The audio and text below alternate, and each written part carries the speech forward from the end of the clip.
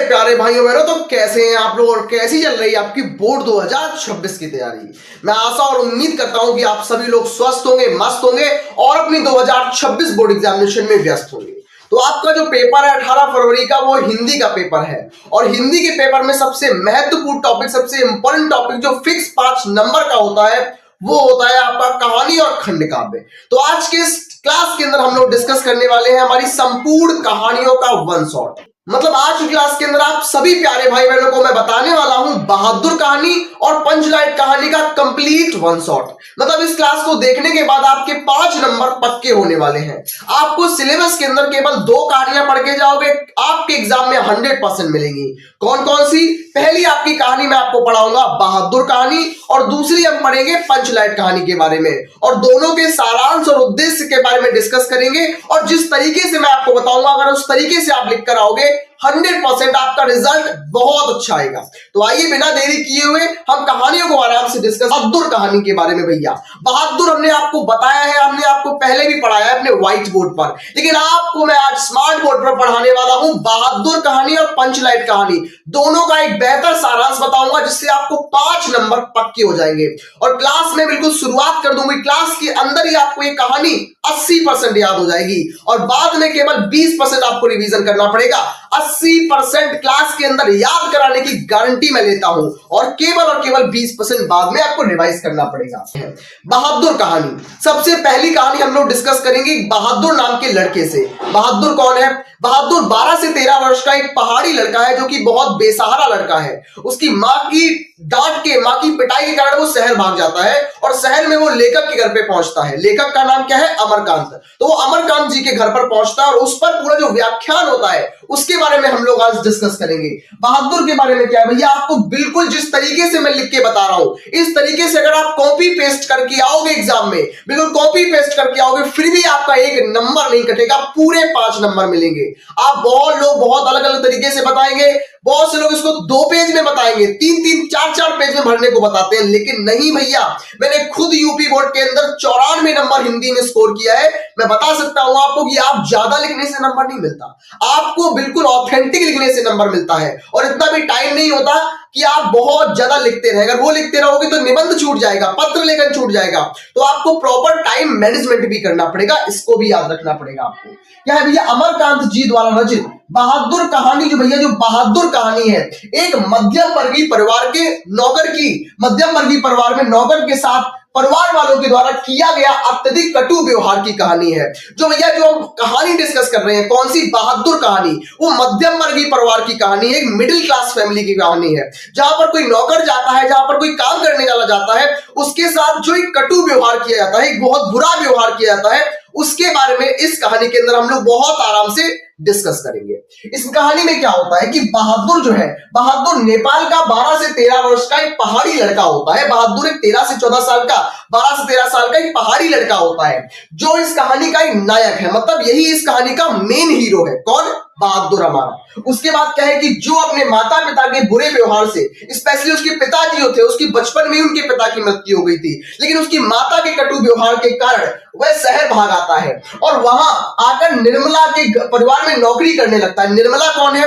निर्मला यहाँ पर लेखक की धर्मपत्नी निर्मला है और लेखक का एक लड़का भी है, उसके बारे में भी हम लोग डिस्कस करेंगे। तो निर्मला और उसका परिवार पहले तो बहादुर के साथ अच्छा व्यवहार करते हैं, परंतु कुछ समय बाद वे उसके साथ मार पिटाई करने लगते हैं, गाली गलौज करने लगते हैं। इसलिए बहादुर का मन भी काम में नहीं लगने लगा था भैया। शुरुआत में जब बहादुर आया तो उसको काम कम करने दिया जाता था, मतलब घर में उसकी इज्जत थी, लेकिन समय जैसा बीतता गया बहादुर की घर में मार पिटाई होने लगी, बहादुर को काम ज्यादा करना पड़ता है, बहादुर को मतलब घर में गाली गलौज तक करी जाती है बहादुर के साथ। और भैया इस चीज से बहादुर मानसिक रूप से कमजोर हो गया था, बहादुर को बहुत चिंता सताने लगी थी अपने लिए। तो ये सब चीजें इस कहानी के अंदर हम लोग डिस्कस कर रहे हैं। कहानी में थोड़ा और आगे जाते तो क्या है कि बहादुर का मन काम में नहीं लगने लगा था, ये बात भी बिल्कुल सत्य है। उसके बाद क्या है भैया? उसके बाद है कि बहादुर यह सब सहन नहीं कर सका। भैया क्या है कि बहादुर यह सब सहन नहीं कर सका, अंततः वह अपने सामान छोड़कर घर से चला गया। भैया बहादुर जो है वो भैया बहुत ईमानदार व्यक्ति था, बहादुर जो है बहुत सहनशील भी था, लेकिन बहादुर के साथ इतना बुरा व्यवहार किया गया तो अंततः वो घर को छोड़कर, अपने सामान को छोड़कर वहां से चला गया। उसके बाद क्या है कि अंततः सामान छोड़कर चला गया।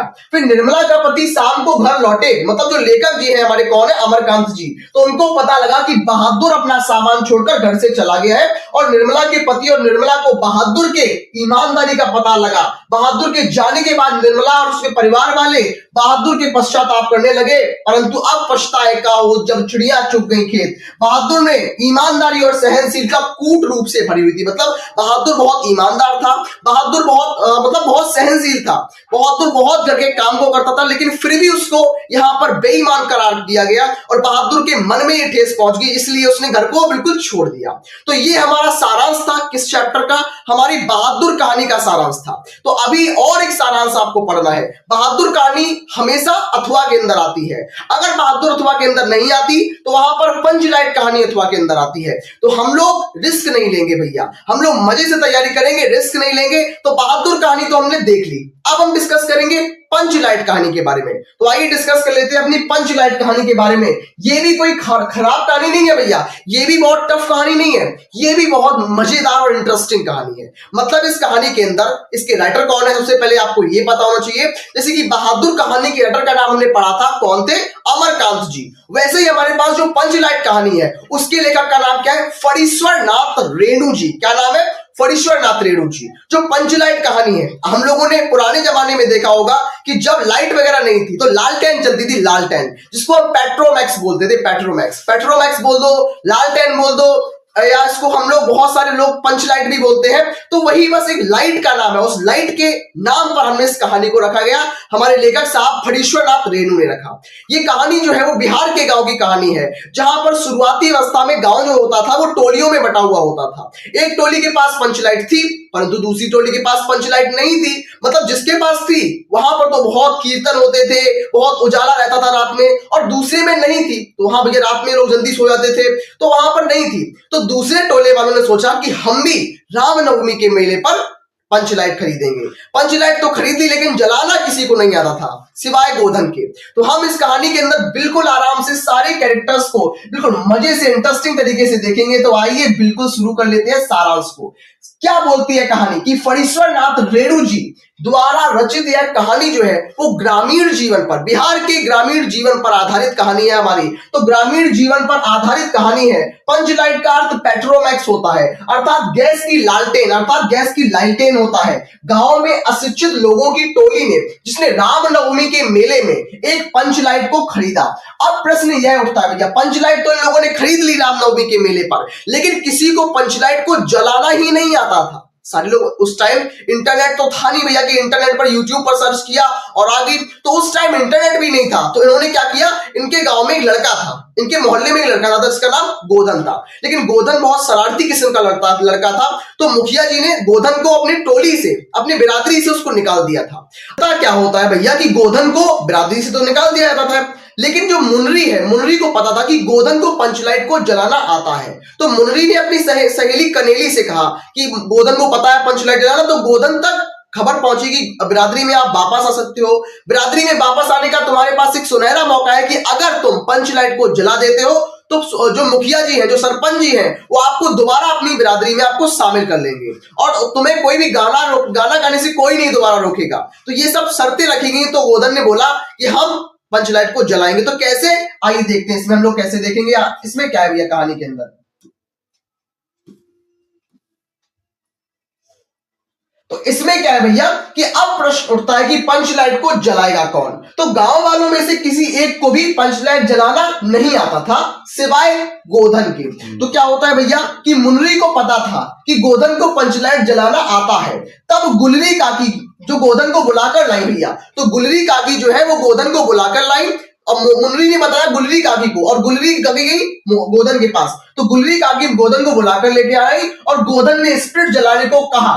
तब स्पिरिट का नाम सुनकर गांव वाले लोग जो थे वो उदास हो गए भैया। उस समय के भोले वाले लोग, उनको स्पिरिट के बारे में पता ही नहीं था कि क्या होता है स्पिरिट। तो लेकिन गोधन ने होशियारी दिखाई। सारे लोग उदास हो गए थे, लेकिन गोधन ने होशियारी दिखाई और गरी के तेल से ही पंचलाइट को जला दिया। और पंचलाइट के जलते ही भैया क्या हो गया कि गांव के लोगों में खुशी का माहौल छा गया। पुनः कीर्तन चालू हो गए भैया, पुनः भजन चालू हो गए, कीर्तन चालू हो गए। गए, गोधन ने सबका दिल जीत लिया भैया, तब सरदार जी कहते हैं कि तुम्हारा 7 खून माफ हुआ, खूब गाओ सिनेमा के गाने भैया। तुमने जितने सिनेमा के गाने गाए, सरपंच जी ने उनको बिरादरी से निकाल दिया। लेकिन अब उसने पंचलाइट को जला दिया, तो सरपंच जी ने बोला कि अब तुम्हारे सारे जो गलतियां हैं वो माफ हो गई, अब तुम खूब किसी भी गली में जाकर सिनेमा के गाने गाओ, कोई तुम्हें बिरादरी से नहीं निकालेगा। तो ये जो पूरी इंटायर स्टोरी हमने आज की क्लास में डिस्कस की, मैंने आज आपको बहादुर कहानी के बारे में डिस्कस किया। आज मैंने आपको बहादुर कहानी के बारे में डिस्कस किया। बहादुर कहानी के बाद मैंने आपको उसके साथ पंचलाइट कहानी को भी डिस्कस किया।